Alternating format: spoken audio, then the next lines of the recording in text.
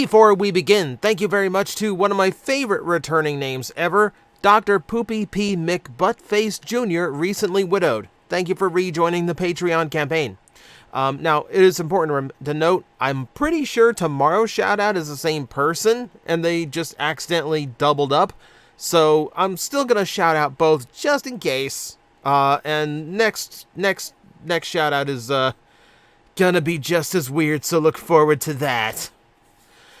Okay, it is back to the top 10 list. It is back to the best of every Transformer year. We are in 1994. G2 is well underway, and guess what? Japan and Europe can't come to the rescue now. Over in the UK, they have fully moved into Generation 2 with basically rerunning the toys that Hasbro ran in the first year, with a few other repaints from their final run of Euro G1, some under brand new names. But that does mean that we are relying solely on Hasbro's releases once again, and for the duration of this list, that is most likely going to be the case, with some overlap from Takara here and there. But it does mean that we have only Hasbro to choose from, and they spent most of 1994 reissuing combiner characters to fill out the toy line. Which means that we have a very sparse offering to choose from. And when I say sparse, for this top 10 list, I had exactly 11 toys to choose from. So yeah, this is going to be an interesting top 10 list where I'm going to be talking about toys I don't generally like, but they have to be in this list because reasons. And just so he isn't left out, we're going to give an honorable mention to Ransack, who never really felt quite Transformer in design. He feels like either a leftover GoBot, or he feels like one of those cheapo knockoff brands that still somehow made its own figure. Yeah, never really did much for me. It's just a weird design overall. But that means we're going to be talking about the rest of the lineup for this list. So let us begin with the best Transformer toys of 1994, by which I mean all of the other toys of 1994, and we are going to start with one of the major gimmicks, which we just saw. Rotor Force was a gimmick where, yeah, they had rotor gimmicks that spun up and flew off. Kind of big in the 90s to have like little flying toy gimmicks like that, until Sky Dancer started cutting people's eyes, and then the whole thing stopped. But it lasted long enough for us to get a few gimmicky Transformers, like Leadfoot. Leadfoot is kind of the last of a dying breed. He's one of the brand new toys of the year, one of the first new toys that they produced for 1994, and still feels very much like a late-run Generation 1 figure. The overall vehicle mode does look nice, but the robot is limited to just outward shoulders and upward elbows. And then there's the fact that a good third of his vehicle comes off in order to form that big weapon of his, which, frankly, while it's a cool gimmick, really doesn't make sense for a Formula 1 car. The rest of them are going to be fine, but I never recall seeing a Formula 1 car with a lawnmower blade attached to its rear engine. I mean, the figure itself is okay-ish. It's just very limited, and compared to the rest of the things offered in 1994, it does kind of show some inferiority. You're going to see what I mean by the time we get about halfway through this list, but for now, he does end up on the low side of it, unfortunately. The other new gimmick for 1994 were the laser rods. So these were standard-sized Transformers that actually had LED gimmicks built into them. And they worked in both modes as well, either to make light-up engines or exhaust pipes in vehicle mode, or to have light-up swords in robot mode. That's a pretty cool gimmick. That's a pretty cool gimmick to work into toys of this size. But unfortunately, that means someone had to be on the lower end of the rung as far as these toys go, which brings us to Volt. Now, on the surface, there really isn't anything terribly wrong with Volt, just as a generic figure. However, there are elements of it that bother me. Like, it is a little bit too boxy and dumpy in proportions. I don't like how the knees are on the far inside of the legs, and how there's very little on the inside of the legs for him to stay standing up when his legs are open. It was a while before Hasbro figured out that that was going to present a balancing issue in figures. Just overall, the look of it just has a lot of little things that get on my nerves, and I admit it's completely a personal preference thing. I just think there are laser rods that do handle things a lot better that we're going to be discussing here in a bit. I will give it credit. The interior, the interior seats are nice, and I do like that the laser rods all focus on old school hot rod designs. So it's a classic look, but unfortunately, the robot just leaves a lot for me to be desired, both in overall appearance and, in some cases, just overall design ideas. You certainly can't fault 1994 for not being unique. They actually did produce some interesting toys and gave us some unconventional things. If it isn't things like Ransack in his almost cartoonish vehicle mode, or the laser rods in their old school hot rods, it's Manta Ray and the fact that he is a big speedboat. Again, boat transformers exceedingly rare. So to have one is kind of a really cool thing. And he makes a really, really nice one. Aside from the fact that I can't see any robot in his vehicle mode, the robot mode itself turns out very nicely proportioned and very clean. And his big spinny gimmick actually makes sense because it's the motor of the vehicle without taking half of the vehicle along with it. And of course, if this is some kind of like swamp boat or something, then yes, a big propeller on the back is a completely normal addition. So it's a really good use of the gimmick. It's a really good way of incorporating into the vehicle mode. He might have been a little bit higher if it wasn't for his deco just being a little bit plain. We've seen plenty of blue and yellow. The green does a little bit, but for the most part, I feel like this could have been a little bit stronger in the deco department. But again, not bad. Not a bad toy at all, and definitely unique. Even today, thanks to being an aquatic vehicle, still manages to maintain just a little bit of uniqueness, and that keeps him memorable. While we're talking about them, we might as well finish off the Rotor Force figures, because unfortunately they are going to end up on the low side of this list because they are using more G1 style standards when it came to how the toy was built and engineered. But that said, I actually really like Power Dive. Aside from the fact that it is using an unconventional Transformer color, this is just a shade of green you do not see very, very often. I do really like the overall look. He makes for a really nice helicopter. And again, it's an alt mode where it makes sense to actually have that Rotor Force spin gimmick. All of that tends to work really, really well. It's just a nice looking figure. I think just a little bit nicer looking than Manta Ray, and I will admit that is entirely up to personal preference. I think this one just hits a little bit stronger for me, just in spite of the fact that Manta Ray definitely comes across more unique looking.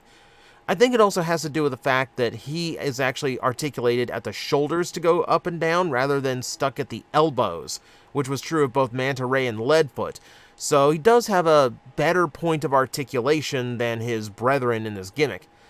Overall, just, yeah, a nice style figure. Nothing terribly exciting to write home about, but then again, when we only have so few toys to discuss, that's going to happen. Still, kind of like it. As soon as I mentioned laser rods, you probably wondered where one particular one was. Well, we're going to talk about him now because he's one of the most infamous figures in Generation 2, and that would be Electro, a toy almost entirely created with gold plastic. This is one of those toys you could literally crush in your hand. That said, we are not going to judge him based on his durability. We're going to judge him on just how he is as a Transformer design in look and function. And in that, he doesn't look bad at all. In fact, I like some of the unique things he is doing. Turning those turning those fenders of the vehicle mode, the sides of the truck mode, into the legs in that orientation is actually pretty rare. And they didn't need to take the wheels off, but they did, which means he has some unique elements of transformation along with it. He still keeps kind of a boxy persona, but because he's turning into a pickup truck, I think he gets away with it a little bit more than Volt did. And overall, it's gold and silver. How do you do gold and silver wrong? You splash a little bit of 90s blue and pink on him, and you put him out in 1994. All cool, everything's good. I definitely think he hits a better look than Volt. And it's just a shame that this toy self-destructs because, this isn't a toy I would mind owning if it was actually capable of staying intact. But suffice to say, not a bad figure at all. Gives a little bit more variety to the Autobots in this run. Yeah, and yet another example of the mid-90s being when Transformers just kept aping comic book names with no care. But you know what? That's how 94 went. Pour one out for Electro. It's kind of sad that he ended up the way he did, in little pieces. Now, here's one you probably didn't expect at number 5 because, well, typically he's the top of these lists. But there's just a few reasons why I am not going to put Hero Optimus Prime any higher than number 5. So, again, this is a situation where he's not necessarily a bad toy. And here we have the first instance of a brand new Optimus Prime with fun things like fake window chests, which we technically had during Power Master, I guess. But here they've gone further with coming up with their own deco, Optimus Prime written across his chest like a super proud tattoo. The overall look is interesting. It's really the first time Optimus has deviated from his traditional color schemes, and it's a far brighter shade of truck than we're used to out of him. And credit for coming up with a brand new, unique design style for him. He's got no trailer, it's all built in. So these hero toys had a pressure launch gimmick, which on Optimus really doesn't seem to suit very well. It's mounted to his arm, and the cable kind of restricts how the arm can move, and of course that big rocket sticking off of him is kind of a hindrance, on top of the fact that he also has that problem with his inner legs having nothing on the inside of his foot to rest on, meaning he also has some balance issues. It's overall a good toy, and better than some previous toys that had that problem on this list, and I don't mind the look of him at all. He is only down this far on the list because I think the gimmick actually tends to hamper the overall experience of the toy, and he does have some of those balance issues. Other than that, not bad at all. And an interesting way of taking Optimus in a new direction. So yeah, for a very rare occasion, Optimus is middle of the list. 94 is a crazy year, guys. Now, because the pool of toys is so thin, you're probably taking guesses now, but who is going to be in all the remaining slots? So really, it's just a matter of getting it out of the way and not wasting your time. That said, I need to have introductions for all of these, so I'm going to continue to waste your time before introducing you to Jolt. Once again, we're talking a laser rod, but far better in proportion than some of the ones we have seen. Again, classic, roadster style car, looks really cool. Again, a very unique vehicle that they rarely go to. Even today, I don't know modern Transformers that do this kind of style for their vehicle modes, so it's kind of cool to see on these G2s. And again, he does enjoy some of the first modern articulation, like all of the laser rods. Some of the first modern articulation that Transformers got to enjoy. On top of the fact that the sword is cool, the vehicle mode looks cool, the deco design on it doesn't go like crazy or over the top or anything. He's just a nice looking bot, and again, purple and blues and blacks, classic. You can't really go wrong with this color scheme. Just overall really nice figure, not doing anything wrong necessarily. Just really good overall. Can't really speak any more than that. I'm just going to start repeating myself. But yeah, Jolt's really neat. Jolt's a really neat figure. Surprisingly good for the time. Are you ready for the other surprise? Because guess what? Number 3 is also a major character for the year that should be higher, but he's not for similar problems. Let's talk about the Megatron. So for starters, I like the color scheme on this one much better than I do the previous big Megatron toy. Much as I like it, as much as that is an iconic color scheme for G2 Megatron, I do think the black, purple, and blues work a little bit better as far as just creating a neat look to the character. I might be able to pass on blue treads, but you get my drift here. More importantly, he just wears and uses that air-launching missile gimmick way better than Optimus Prime. On top of the fact that it's not hindering one of his arms, and he also gets to enjoy the full range of modern articulation the 90s could offer, thanks to it being mounted to his shoulder rather than his arm, but his missile storage actually gives you the image of his traditional fusion cannon. In fact, it's one of the few Megatrons who dual wields fusion cannons if we go to that extent. Yeah, again, you can see from this photo, he has the exact same problem of having nothing on his inner foot that keeps him stable when you actually take advantage of his posability, which is the only reason I knock him down to number 3, because otherwise he does a lot of really cool things, and I think comes across a lot better and a lot cooler than his bigger brethren from a year before. Yeah, I kind of wish this was the standard for G2 Megatron, but as I said, the green and purple camo, a little too iconic, but this is cool. This I miss. If you're in the know on G2 in 94, you pretty much know what number 1 is going to be, which means this is absolutely a formality. But for the people who are still in suspense, I'm dragging this out for a few seconds more. Okay? Okay, that's enough time. Let's talk about Sizzle and finish off the laser rods. Here we just have a really cool looking bot. I mean, I like the electric shaped sword. I like the overall look. I like the head design that this guy's got. I like the overall presence in the robot mode. He doesn't really suffer any of the weird proportional problems some of the other laser rods do. And again, classic hot rod look. It's a weird deco, I will admit, but there is something about it that I actually do like. I'm not sure why an old school hot rod looks good with fish scaling on it. I think it just kind of does. It's kind of weird, but I'm not going to question it. Beyond that, yeah, it's a fairly basic color scheme, but it does work. You know, black for the hot rod, that's very classic, and then you work in that dark teal into the robot mode. He looks really, really neat. It's the kind of design I would really, really like to see again if Hasbro would ever go into like old school hot rod styles for their vehicle modes. It's a neat figure. It's a really neat figure overall. For me, the best of the laser rods. Now that could be completely up to interpretation. That is up to personal preference more than anything. But for now, yeah, at least for that sector of the gimmick, top of the line. Top of the line. Speaking of top of the line, there's really only one option when it comes to 1994. And again, if you know your stuff, you know exactly what's coming. Let us talk about Dreadwing. Oh man, what a toy. What a toy. Okay, so for starters, you do have a really nice color scheme. It's purple, it's bright blue, it's black. He looks very striking, very 90s, but still very Decepticon, looking really, really good. Big tank of a robot mode. You have this awesome, stealth bomber mode, which there's just a vehicle we don't get enough in Transformers.